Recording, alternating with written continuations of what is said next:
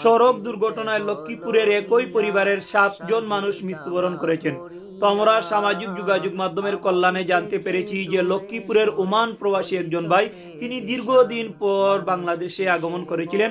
তো উনার আগমনের খবর পেয়ে উনাকে রিসিভ করার জন্য পরিবারের সদস্যরা তারা এয়ারপোর্ট পর্যন্ত গিয়েছিলেন। ওই এয়ারপোর্ট থেকে বাড়ি ফেরার পথে হঠাৎ করে তাদের গাড়িটি নিয়ন্ত্রণ হারিয়ে ফেলে। তো গাড়িটি নিয়ন্ত্রণ হারিয়ে পানির মধ্যে পড়ে যায়।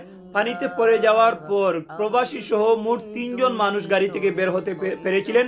পরিবারের বাকি সদস্যরা গাড়ির ভিতরে পানিতেই তারা মৃত্যুবরণ করেন। তো সর্বশেষে ফায়ার সার্ভিসের কর্মীরা এসে তাদেরকে উদ্ধার করে। তো আমরা আল্লাহ রাব্বুল আলামিনের নিকট দোয়া করি যাতে আল্লাহ রাব্বুল আলামিন যারা বেঁচে রয়েছেন তাদেরকে যেন তাড়াতাড়ি সুস্থতা দান করেন এবং তাদেরকে যেন ধৈর্য ধারণ করার তৌফিক দান করেন। সেই সাথে যারা মৃত্যুবরণ করেছেন আল্লাহ রাব্বুল আলামিন যেন তাদেরকে জান্নাতের আলা মাকাম দান করেন। মহান আল্লাহ রাব্বুল আলামিন যেন আমাদের সবাইকে এইরকম সড়ক দুর্ঘটনা থেকে হেফাজত করেন।